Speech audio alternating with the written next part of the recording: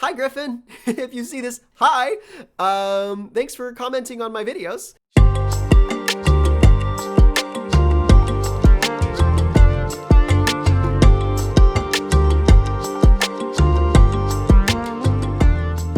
Hi, welcome to my YouTube channel. My name is Garrett, and I'm here to talk about the faction of the Avowed in WALRUS. This video, I want to go through a little bit what the faction is about, some interesting mechanics of the faction, and then talk about a couple of models or profiles that I think could be updated or explored. So, when talking about the Avowed faction in WALRUS, the most important thing is their theme. One of the things I always want to do is think about the narrative theme and the mechanical theme. So the Avowed at the moment are a faction based around some like strict religious dogma and working on a piety system for the warband to grow in its ranks. The idea is you have the faithful is the bottom line troops, and then you have above them sort of telling them what to do are the acolytes, who should your leader go down, an acolyte can become your leader because it's an opening in the religious hierarchy of your warband. Let's talk about some of the faction quests, because each game of WALRUS at the beginning of play, so as you're before you set up the board for a match, or as I like to say, the map. When we talk about the board in WALRUS, we're going to talk about the map. So that's the terrain, the battlefield, that's your map. So when setting up your map for a match, you get to roll on a d20 table for each of your factions. So if I was playing a different faction, I'd roll on their specific table. But for the Avowed, we have a few things at the moment. In the end, I think I want to branch it out so you do have an opportunity for 20 different quests, but at the moment there's only 6, and they're keyed out by percentage. So when you roll a d20, it's not broken up evenly, so some are harder to get than others. And if you complete 5 of your 6 faction quests, if you succeed, you win the game of WALRUS. Because you're going through multiple matches and you're playing out these different quests, and if you can beat them, you're gaining extra victory points. And I want like 5 quests to be the, hey, if you did it, congrats, you win, opportunity for when you're playing a narrative with your friends.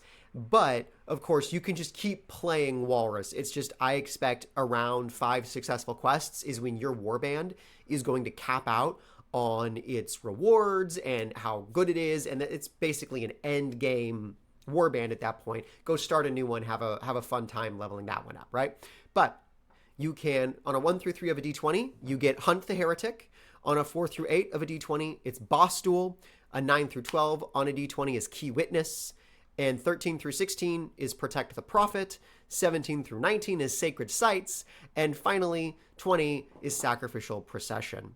So breaking them down a little bit more, but Hunt the Heretic is about, there's an NPC that you place on the field, and in WALRUS you should always bring some extra models as NPCs for your faction, because you're probably going to need to put some on the board, or on the map, I should say. And then Hunt the Heretic is your job as the Avowed is to go get them and kill them. The opponent facing you, their job is to try to persuade that model to safely escape off their side of the board. And so that's going to take interaction checks and moving that model closer and closer and protecting that model from you, the Avowed player who is hunting after them. The other next one is Boss Duel, which is if you go take your boss, which is the leader of your warband, and they fight and defeat you don't have to kill, but defeat the boss of the other warband, of your opponent, congrats. So in Boss Duel, you just have to take your warlord and fight their warlord. And if you defeat their warlord, you get 2 victory points. Very simple, kill the leader type thing. Another one is Key Witness, where I actually like Key Witness. It's fun. You are having to gain some information from an NPC placed on the map. And every time you succeed interacting with that NPC placed on the map, you get 2 victory points. If you fail, that's fine. The conversation can keep going. But if you partially succeed, you get 1 victory point and the witness disappears. And the flavor for that is you're trying to collect information about maybe a heretic or trying to learn more about the map that you're on or something like that.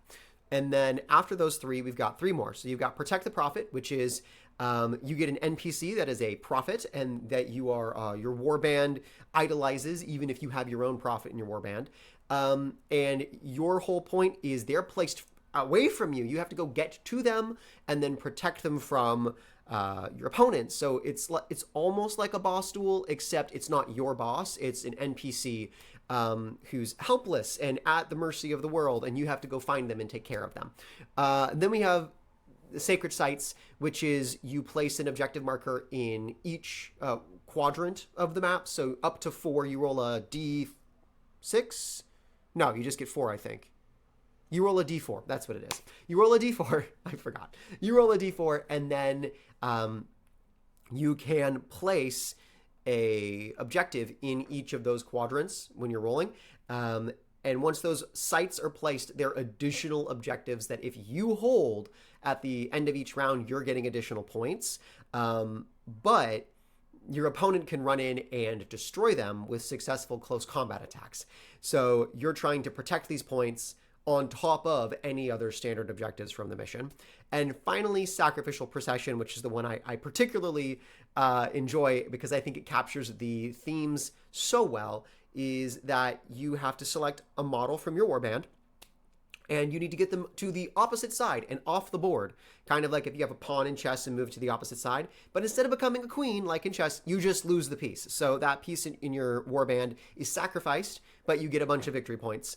And they are taken off of your roster and they're gone. So you might want to do it with one of the faithful. If you don't really care, right? If you don't care about them, you just let them go in your warband, right? So let's talk about the kinds of models that exist for Walrus right now. For the Avowed faction. When we're looking at the Avowed, you're going to have 3 options for your leaders. Now, you have to take one of them, but you can only take one leader. So we have the Prophet, the Inquisitor, and the Preacher.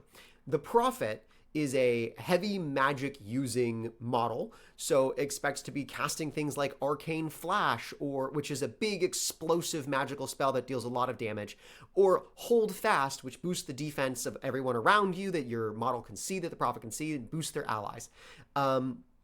That is kind of a squishier, easier to be defeated leader because it's bringing such powerful magic. It's bringing the ability to buff your allies. It's a really good tool to use for improving your warband. It's great if you're wanting to build less of a horde army and more of like a flex and like stack buffs and things like that.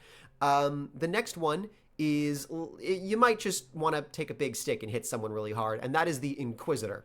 The Inquisitor doesn't care about magic. They don't care about long range. They are all about interacting, questioning, getting the information. They have a higher interact score, and then beating the crud out of the opponents with a heavy melee weapon.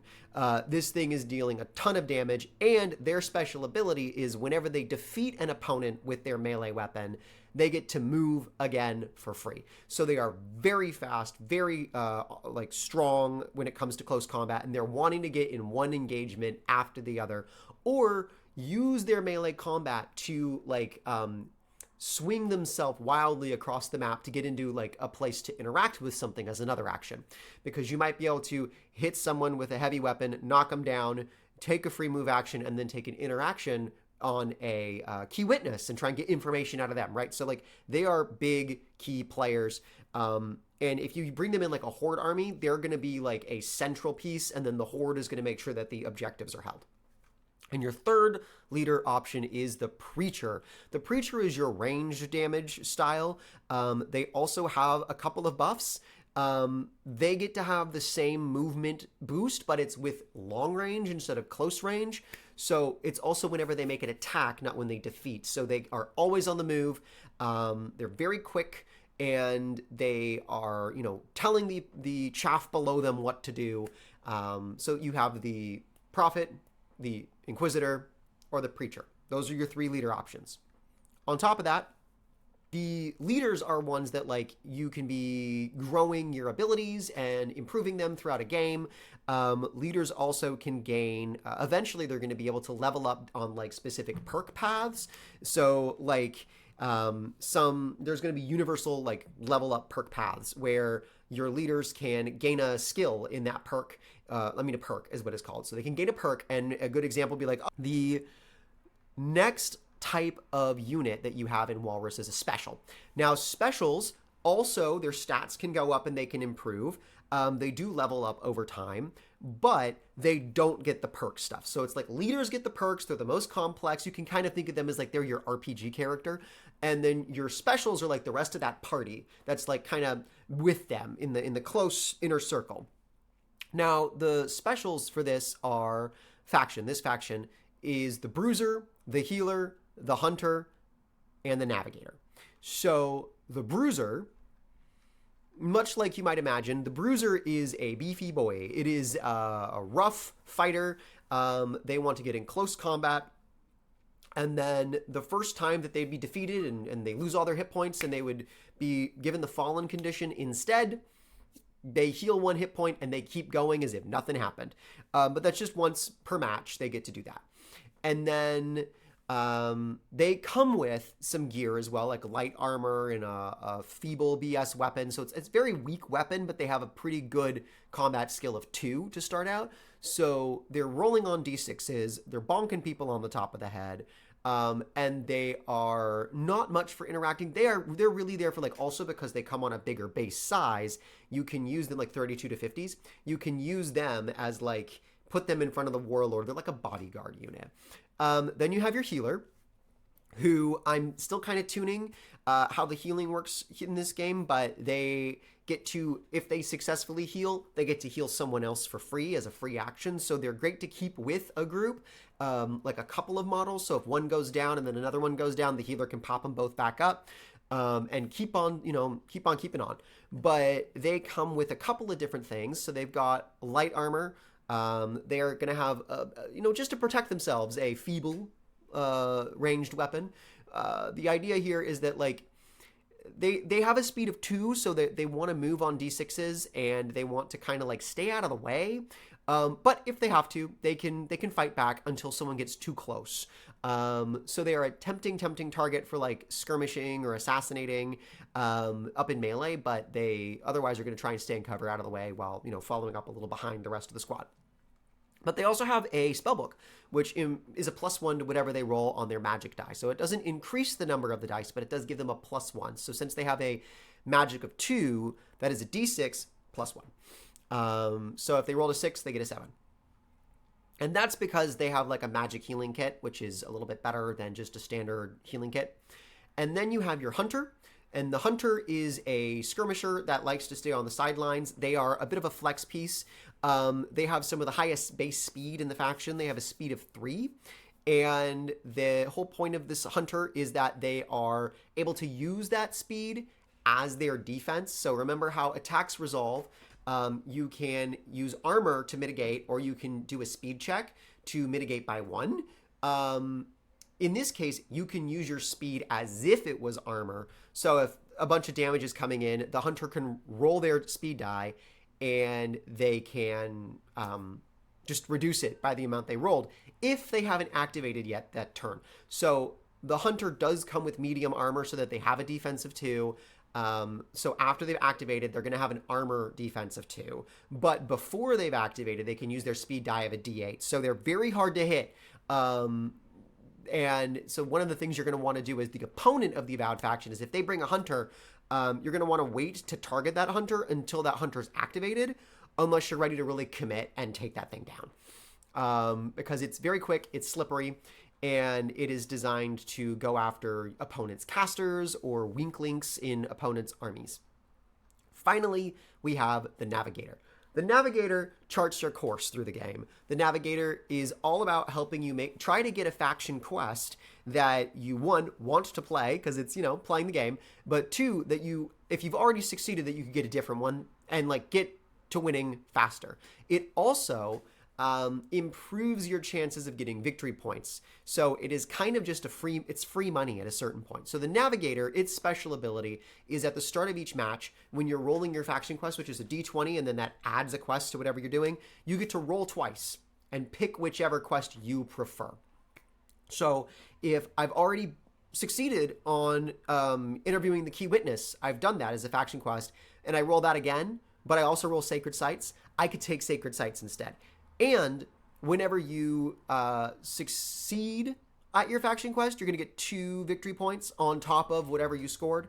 And if you partially succeed at your quest, because some you can partially succeed, you get 1 victory point instead. So you're always getting, as long as you're winning, you're moving ahead, right? So you're getting. And finally we get to our basics, who are the foot soldiers, the front line, the devoted supplicants of the Avowed. Now these are just religious zealots, and they'll happily throw themselves in harm's way, just to hope beyond hope of some sort of pious divine salvation. But I say that, and then I don't have the rules for that yet. I'm still working on that part. But the types you can get are the Acolyte or the Faithful. Now, in a previous video, I talked about them doing certain things. That's changed now. So these are the new versions of the Acolyte and the Faithful, because the game is constantly moving. So we're going to start with the, I guess, middle manager of the warband, which is the Acolyte. You can bring 2 Acolytes. They are ranged, they are foot soldiers, and if your warlord dies, they can be immediately promoted to being the leader of your army, which is good, because otherwise in the morale system for the game, that I still have to make, but it lives in my head, it's not on paper yet, but the morale system for the game is if you lose your warlord, or their warlord is fallen or defeated, your army has a debuff. It worsens because that leader isn't there to keep them in line and keep things, running smoothly. And for a faction like the idea of that narrative is like in the middle of battle, your prophet dies and an acolyte steps up and takes on the divine mantle and leads everyone to victory. And then at the end of that, some cardinal from the nearby jurisdiction comes along and goes, oh, that's so sad that happens. Anyways, I'm in charge now. Goodbye, you. Go back to whatever parish you came from. And so the Avowed operate in that structure. So the acolytes, they have 1 hit point. They are slow but consistent. They have 1 speed plus boots, and since they have basic boots, on average they're going to move 3 inches per move activation. They're a little less swingy, and boots are such an important part of this game. Footwear is very important, and I like emphasizing things like that in a game like Walrus, where it's like, oh, there's a piece of equipment. It's super important. What is it? It's your shoes. Go figure, right? They're minimum 3 inches, on average moving 4 inches, and they have a 0 for BS and CS, so obviously they're going to use a feeble weapon. That's right, you guessed it, you said it out loud. So they're using a ranged feeble weapon, which lets them roll at a d4. They don't have access to magic, and then they have an interact score of 1, because they're not actually really about holding points or objectives. They're really there to provide a little bit of range support and get promoted. They're looking for a promotion. That's what they're here for. Just to stabilize your warband if necessary. So that is what an acolyte does. And then the next one is the Faithful. So, all right. So the Faithful are our final unit for the Avowed. They are the cheap chaff, the cheap melee chaff that runs up the board, takes objectives, interacts with things. They are the religious zealots. They have not much going on for them, but they're great in numbers. So remember when I was talking about in Action Economy about how you can balance models around the Action Economy? The Faithful is one of those. So they have an ability where when they're within 6 inches, of another Faithful. So if we have our friend here within 6 inches of our friend here, this lets them actually increase their interact roll by 1. So for every Faithful that you have next to each other, they're actually increasing whatever their interact roll is on the dice chain by 1. So if you have a squad of 3 Faithful and one of them runs up and tries to interact with that key witness, for example, instead of rolling a 1 on their interact die, they're rolling a 3 on their interact die. So that is a d8 instead of a d4, which is a huge improvement in your chance to succeed. And since the target number is 3 to interact with that witness, 4 up is, on average, you're going to be getting a 4 up. It's possible, right? It's half the d8, so you're doing good. And the more of that horde that you bring into one area, the more they hold certain places, the more that they can hold points and objectives, the more that they can interact things. And so the point of them is you want to move them in groups as opposed to just one at a time. That's how they're most effective is as a group. And then your opponent is going to want to knock them down as quickly as possible to take away the buffs. They have to be taken away, right? So that's how the Faithful work.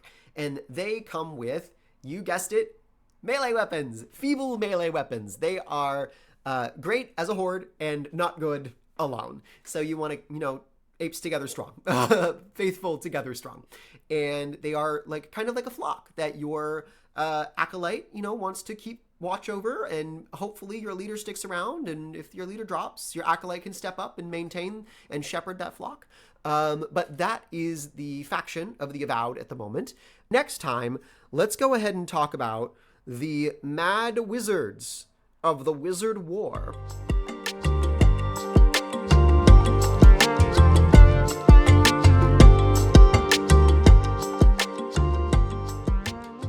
I want to give you an example list for the Avowed. So the list that I'm currently playing with for one of them is an Inquisitor, a Bruiser, a Healer, and then from there we have 2 Acolytes and 1, 2, 3 Faithful.